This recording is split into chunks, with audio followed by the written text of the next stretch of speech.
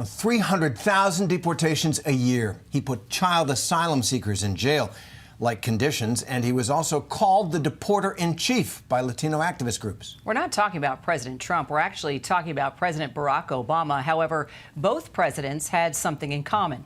Tom Homan, a cop, Border Patrol agent, and the man tasked to create the agency we now know as ICE. He writes in his memoir why illegal immigration should not be a partisan issue. He also supports the family separation policy, something he says is not about punishment, but about consequences. So while the country braces for the sweeping changes for immigrants in this country, Tom Homan says he's just getting started. Border Czar Tom Homan joining us now. Good to see you. Appreciate your time. Thanks for having me. Let's talk about the raids that we've been reporting on. The initial phase, all about going in for those criminals, the violent criminals. Now I'm reading about car washes, going after certain businesses, arrests being made. If you're an illegal immigrant, you're out of there. So tell us exactly how many of these arrests actually involve people with criminal records other than illegal entry. Look, I'm looking at the numbers this morning. We're about 14,000 arrests, and about 76% of them are criminals. That's the target of the operation, right? But where the collateral arrests happen when we're looking for the bad guy, and we find others with them. And we have told ICE officers they're going to enforce the law. Unlike the last administration, we're not telling ICE agents, ignore the oath you took, ignore the immigration law. Your immigration officers enforce those laws. And here's a problem. I would love to arrest a bad guy in a city or county jail, but in sanctuary cities we don't have access. So they're going to release a public safety threat back into the community, which I think is foolish. Puts the community at risk, puts our officers at risk, and puts the alien at risk, because anything can happen on street arrest. So if sanctuary cities want to force me in the community to find a bad guy, that's what we'll do. And when we find a bad guy, many times we're with others. If they're in the country legally, they're coming too. Let me ask you about the numbers. It's been reported that you've got a goal of 1,500 arrests per day. Are you hitting that? Is there pressure to reach that goal, to get the numbers up? I don't have a quota. I don't have a goal. I want to arrest as many as we can arrest. So there's no word from the White House, we need more numbers? I have sent no quota out there, but I've told ICE, I have asked the question this morning, are you happy with the number of ICE arrests? No, I'm not. We need to do more. We got over 700,000 illegal aliens in this country with a criminal conviction. So 500 a day, no, it's not good enough. We need to find these people and take them off the street. You talk about taking down the violent criminals, the gang members, but then the illegal immigrants at places like the car washes and other businesses. What's your message to businesses if they have these folks working for them right now? Well, I think I said from day one, the president's been clear, we're concentrating on public safety threats and national security threats. But if you're in the country legally, you're not off the table, but you're not going to be a priority. But I'm sure at the car wash, I'm not familiar with that operation, but I'm sure they're looking for a criminal, and they didn't find, they found others. But worksite enforcement is coming back. And why? Because number one, a lot of the employers will employ illegal alien. No one hires an illegal alien out of the goodness of their heart. They hire them because they work them hard to pay them less and undercut the competition as U.S. citizen employees. But most importantly, where do we find most victims of trafficking? Work sites. They have to pay the cartels off. They force them in labor situations, overwork them, abuse them. So many victims of trafficking are found at work sites. So that's another reason why we're doing worksite enforcement operations. So during the campaign, President Trump talked about going after hardened criminals, right? The worst of the worst.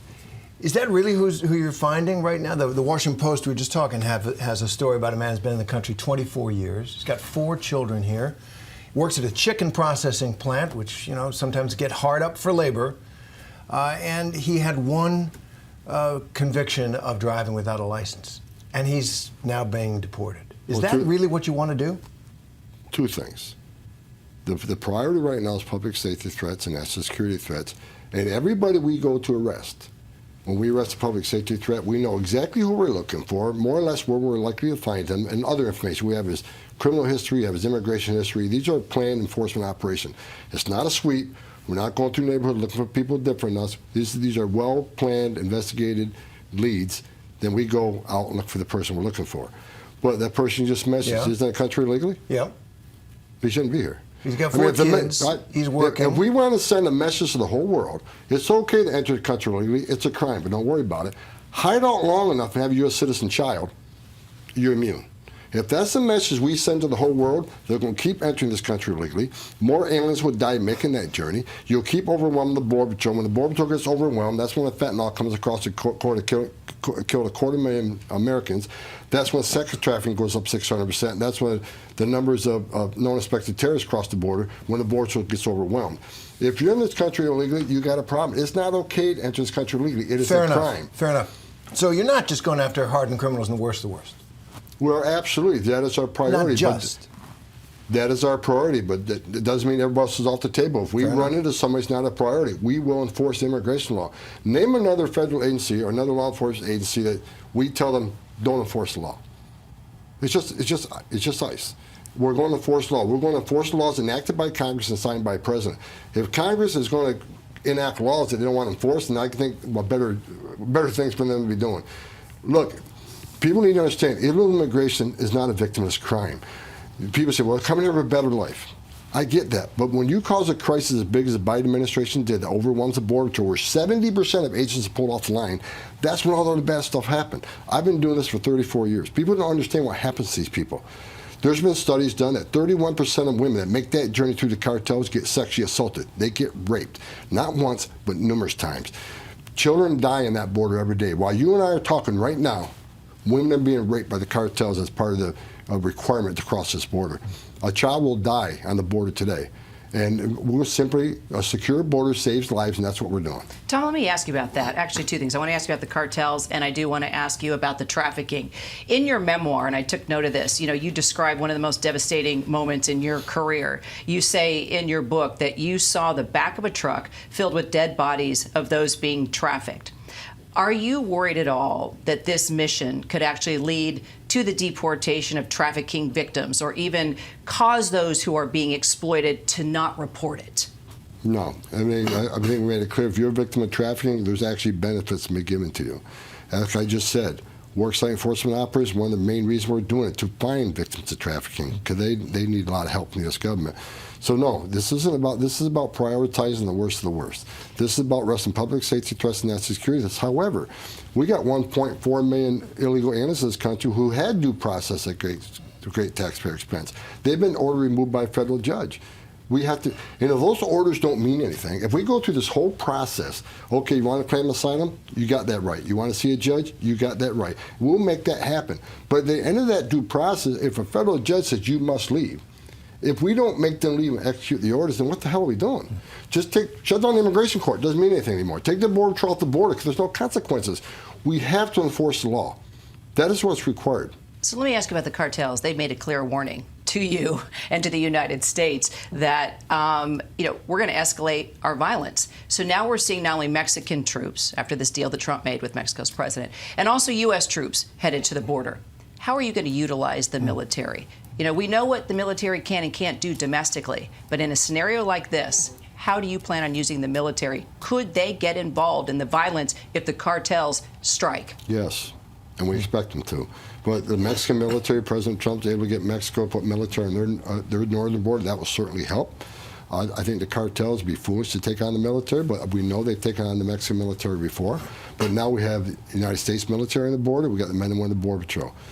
Do I expect violence to escalate? Absolutely, because the cartels are making record amounts of money. They're making record amounts of money in alien smuggling and trafficking of women and children and drugs.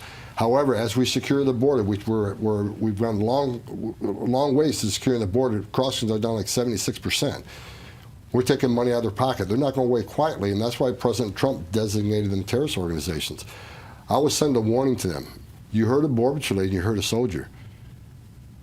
The wrath of President Trump's going to come down. Does that mean the military, our troops, U.S. military at the border with weapons, using weapons if need be? They need to protect themselves. But the cartels, again, let me give the cartels a warning. If you harm a Border Patrol agent or a soldier, the whole world's going to come down to you. President Trump is a strong president. He is strong enough, and he has the ability to wipe them off the face of the earth. Now, that's the reason they were called terrorist organizations, designated terrorist organizations, because they've killed more Americans with their fentanyl and their drugs than any terrorist organization in the world. They are now designated terrorists. Do not harm our troops, or President Trump will bring hell rain down, and he has the ability to wipe them off the face of the earth. They can claim they're a pretty tough organization, the cartels, and they are, but they're not stronger than the power of President Trump. Tom, let me ask you, you've been doing this since 1984 in law enforcement on the border. Over that period of time, we've seen this dramatic shift in the attitude of Americans about immigration. Polls show, when President Reagan was president, we had a very welcoming attitude about immigrants. Polls showed most Americans wanted more immigrants. Now, we've seen this very dramatic shift. What do you think of that, and what do you think caused it? I think the American people have been educated, especially the last 4 years, when they saw images of 11,000 people enter this country and getting released. I mean, the federal law is clear. If you come to our borders without proper documentation, entry documents, the law says you shall be detained. Shall. Not maybe, not think about it. But what American people have seen the last 4 years, you cross the country illegally, you get released within 24 hours. You get a free plane ticket to the city of your choice. You get put in a free hotel room. You get 3 square meals a day. You get free medical attention. And in about 90, 120 days, we're going to give you work authorization, which is the real reason they came here. They're not coming here escaping fear and persecution.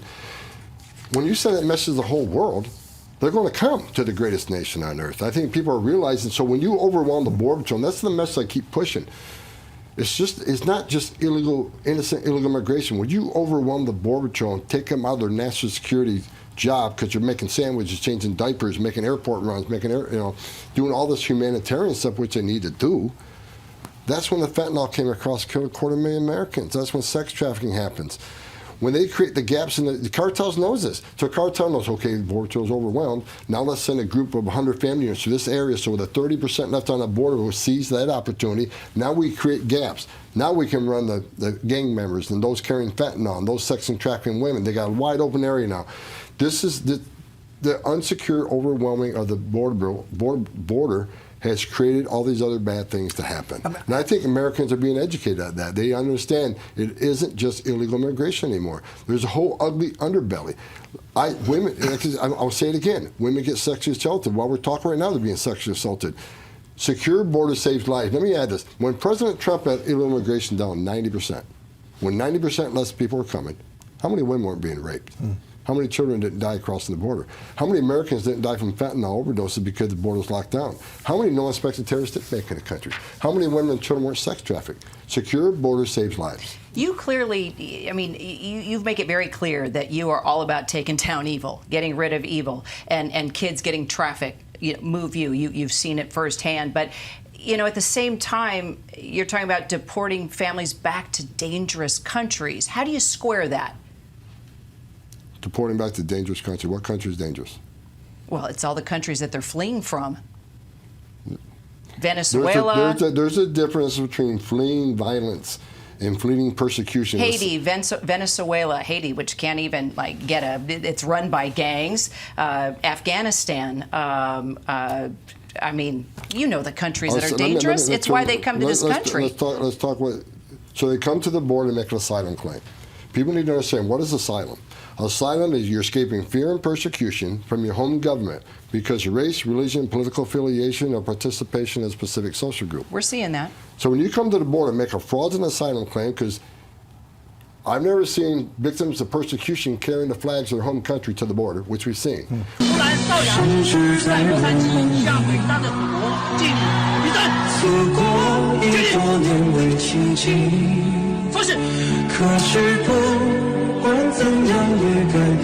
We've seen during the Biden administration they're wearing a Biden t-shirt because President Biden opened the border up.